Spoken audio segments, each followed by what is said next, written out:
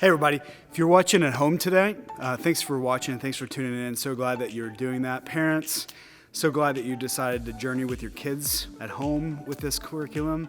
If you're in a small group, so glad that you are together as 8th graders going through this Wayfinder Bible.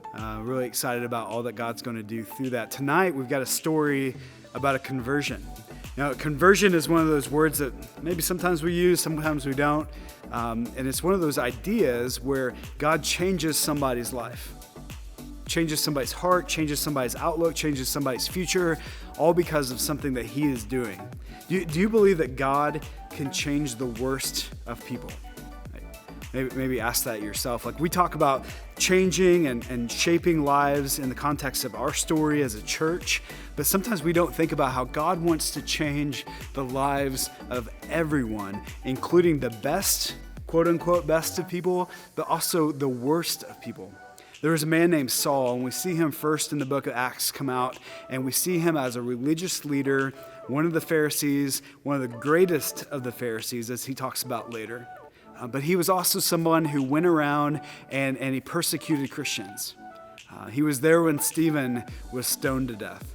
He was on a pursuit of attacking and persecuting Christians around his area. Like, this was a bad dude.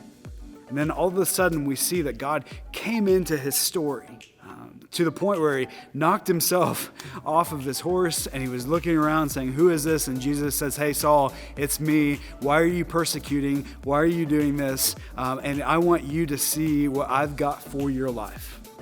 Now, I want you to know tonight that God did something amazing in Saul's life, changed his life. And eventually, by Saul's life being changed, he changed so much of the world to the point where we even read about Saul. Now he's known as Paul today.